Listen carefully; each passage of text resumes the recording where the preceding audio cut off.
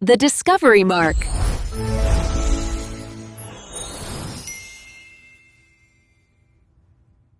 Can you even imagine that? One moment you're at the helm of your ship, the next you're flying overboard, sinking into the freezing, dark waves. And in that moment, you just accept it. You accept that this is the end. Well, that's exactly where our story begins today.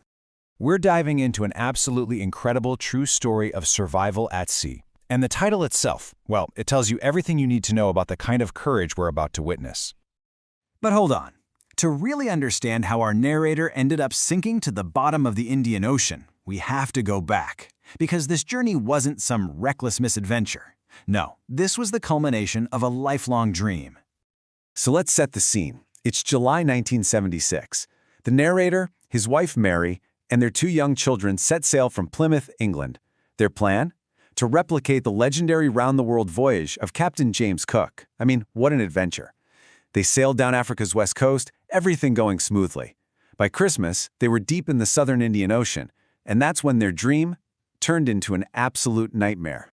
Now, what's so amazing about this is the sheer dedication. This wasn't some spur-of-the-moment decision. We're talking about 16 years of preparation. The family spent pretty much all of their free time mastering their sailing skills in the rough waters around Britain. And the journey itself was massive. 105,000 kilometers, planned to take 3 years. They had a professionally built boat, the Wave Walker. This was meant to be the trip of a lifetime.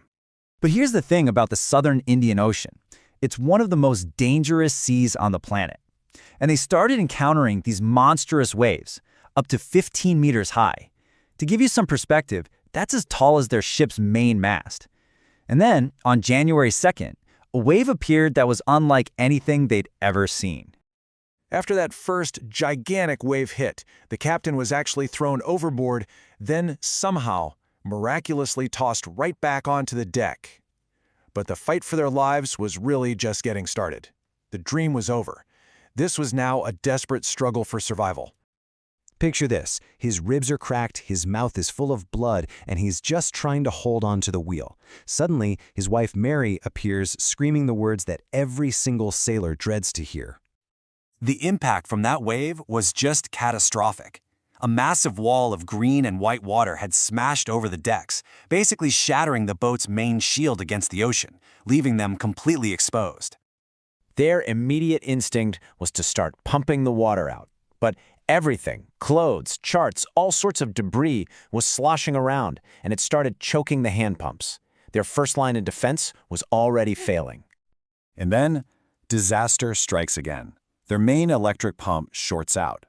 With both the hand pumps and the electric one out of commission, the water level just starts rising and rising, threatening to sink the boat from the inside. And the worst part? They were in one of the most remote places on Earth. They sent out Mayday call after Mayday call, and the only thing they got back was static. Silence. They were completely, terrifyingly alone. The extent of the damage was just hard to even comprehend. The whole starboard side was caved in. The boat's main structural ribs were smashed all the way down to the keel. All this crucial equipment, sails, dinghies, even the main anchor, was just ripped away and swallowed by the sea. The Wave Walker was literally being torn to pieces. So as the hours just crawl by and things look more and more hopeless, the motivation to keep fighting, to keep going, it came from the most unexpected place imaginable. The captain went to check on his kids. His 7-year-old daughter, Sue, had this huge, swollen bump over her eyes. Later, he saw she had 2 massive black eyes and a deep gash on her arm.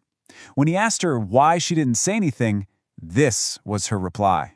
Just astounding. As another storm starts to gather, his 6-year-old son John asks him this simple, direct, and absolutely terrifying question. A question that was on everybody's mind. The captain, of course, tried to tell him everything would be okay. And then his son says this. Let that sink in. A 6-year-old boy. The captain later wrote that he was speechless. He couldn't find a single word to say. But he left that cabin a changed man, with this renewed determination to fight the sea with everything he had left. So, fueled by his son's words, the captain realized their battered ship was never going to make it to Australia. He had to make a gamble. A huge one, on a single, desperate calculation. Their only shot, their one and only hope, was a tiny French scientific base called Amsterdam. Now get this, he calculated they were somewhere in a 150,000 square kilometer patch of ocean, and they were looking for an island that was only 65 kilometers wide. It was a true pinprick in a vast, empty sea. After doing the math and setting a course, the captain just collapsed from pure exhaustion, convinced he'd failed, that they had missed it. He woke up a few hours later, and his children were standing right there by his bunk with this unbelievable news. Now, in reality, the island itself was, well, nothing special. Just a bleak, remote piece of volcanic rock. Definitely not some tropical paradise. But you know what? For this family and their crew, after staring death in the face for days on end, that bleak little piece of rock was the most beautiful sight they had ever seen. It wasn't just land, it was survival. Once they were safely ashore, the captain had time to think about what and who got them through. And it wasn't just his skill. It was the collective will of everyone on board. It was the 2 crewmen who stayed impossibly cheerful. It was his wife, Mary, who stood at the wheel for hours on end. And most of all, it was his kids, a 7-year-old who hid a serious injury and a 6-year-old who simply wasn't afraid to die. This story really makes you wonder, doesn't it? What do you learn when you come that close to the end?